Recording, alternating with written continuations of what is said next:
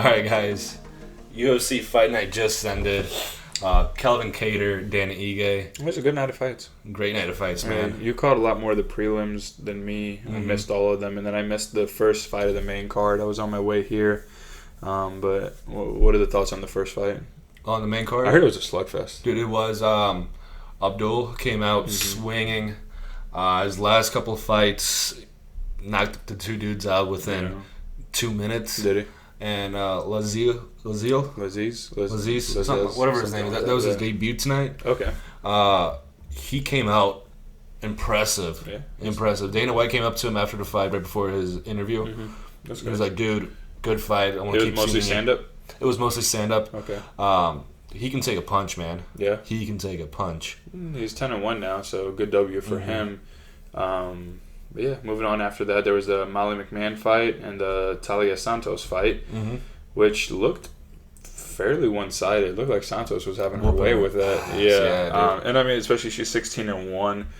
It seemed like a good W for her, and she's probably going to be a contender. I wouldn't be surprised if soon she fights Valentina for that 125 belt.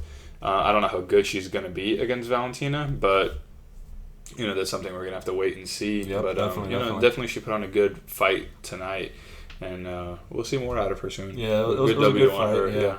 Decision win for her. Going up to that card, we had Jimmie Rivera and Cody Stamann. Fucking blind ass. Yeah, man, that was actually a really good fight, man. I thought both dudes looked huge for 145. I know they're short guys, but they're really muscular dudes. It was a good fight, very good back and forth.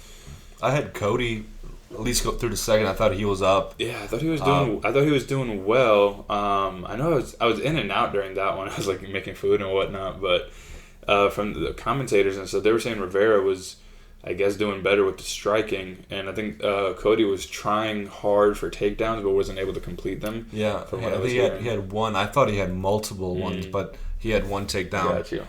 In that first round, and Jimmy's a veteran, dude. Yeah, so Cody fought, like a month ago against Brian Kelleher.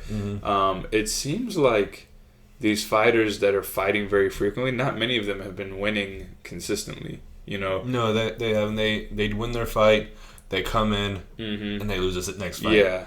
The last person that I remember was Roosevelt Roberts, who came in, dodominated, and then he lost. We were super hype on him too. There's been a lot of them. There's been a lot of these guys that are fighting regularly every 4 weeks to maybe 5 weeks, and you're staying active, you're making your money, but if it's detrimental to your streak, do you really want to do that? And that's what we saw with Cody Stamann. Maybe he was fine. Maybe he had a good camp, and maybe he felt in shape, and he just was and Jimmie Rivera was just a better man tonight.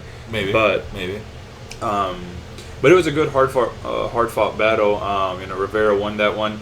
We'll see what happens with him in featherweight. I know he's got a long way to climb the rankings, but he moved up. I didn't even realize. He moved up to featherweight because I think it was his last fight against Peter Yan. Maybe not his last fight, but fights something. Ago, yeah, 2 fights interesting. ago. He moved up to featherweight. That's very interesting. I think he's got his fucking work cut out for him at featherweight. That's a tough. Maybe he has trouble making bantam.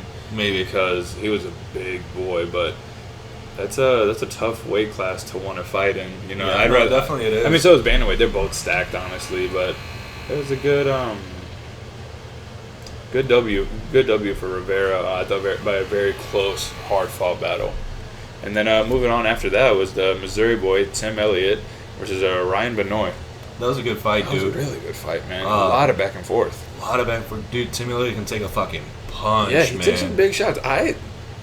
Maybe I wasn't paying close enough attention. I know Tim Elliott got some takedown. He won the first round, I remember for sure, because you asked me, hey, what'd you get on the first round? And I said, I'll give it to Tim Elliott on that one. And then round 2 and 3 seemed a bit closer. Especially 3 when Tim Elliott hurt his finger. Or whatever he said. He popped it out. Yeah. He said it came back in place. That's when he started throwing that right again. But I thought Benoit was landing the bigger strikes, I thought Tim Elliott was trying. I think it was the ground, like it's a couple of takedowns that Elliott got. That's probably what won him the fight altogether. I wasn't scoring round by round, but I guess just in overall, I thought Benoit did enough to win, but Tim Elliott won. Good for the Missouri boy. Yeah, that was the first fight in this whole quarantine that Missouri boy won. Right, I know. We've been struggling. Good for him. He cut the mullet. 1-6 now. 1-6, I believe, all out of Missouri fighters. Yeah, which, dude, I'll take it, dude. I'll take the W from Missouri all day. Good for him, man. He did good at flyweight. I mean, he's a journeyman. I don't think he's ever gonna go get a title. I don't see him fighting Benavidez and Figueiredo, or however you say his name. I don't see him doing well against either of them. But he did well tonight, though. He's an entertaining fighter. Really, for sure. Really entertaining. Hard to knock him out. He takes shots, man. He has a fucking chin. Mm-hmm. And then going up to the main event, Calvin Kattar and Dan Ige. I think that was everything we expected it to be, honestly. It was a fucking monster. All 5 rounds, man.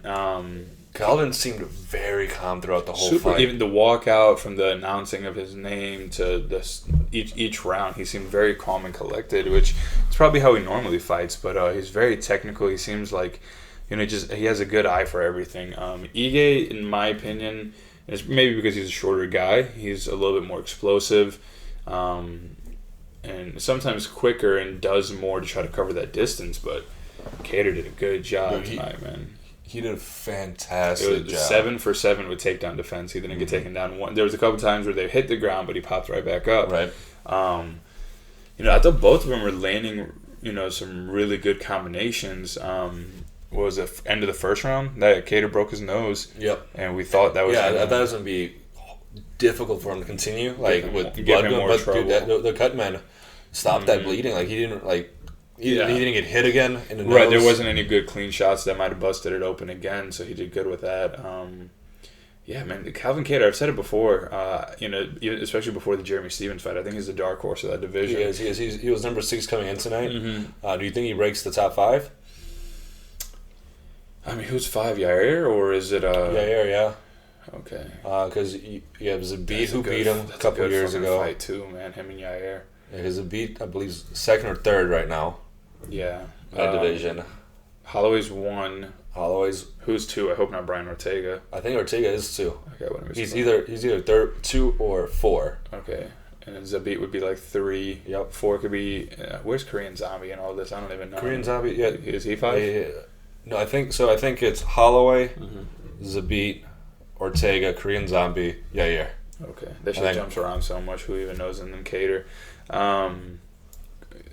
Korean Zombie doesn't even have his next fight set up. Neither does Ortega. So it's all over really right now. Fight, but him and Kattar was a really good fight. I thought he was winning that 3rd round pretty significantly, to where if there was a 4th and 5th like there was tonight, which he stayed good all 5 rounds, I think Kattar would have won that fight against Zabit, and I really enjoy watching Zabit fight. He's going to be a contender, man, especially seeing him fight tonight against Ige, who's shorter. Not that they fight the same, but it just kind of shows how Calvin could handle someone of Volkanovski's height. So that's going to be a good fight for them, man.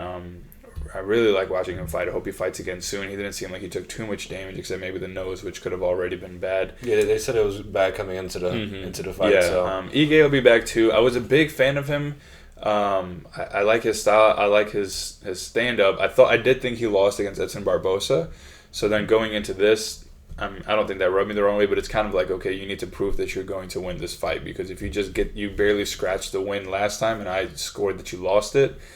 But I had Calvin 4 rounds to 1 in this one. I did too. I thought he significantly won that fight.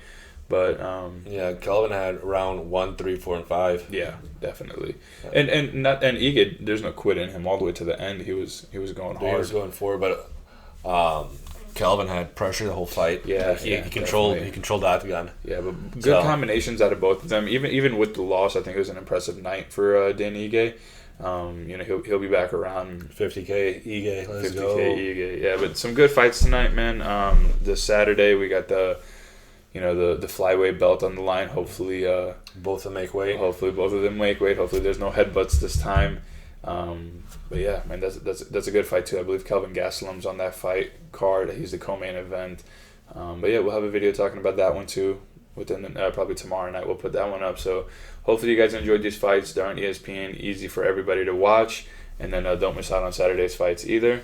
Thank you for watching our video. Comment, subscribe, like, the whole ordeal. And we'll see you next time.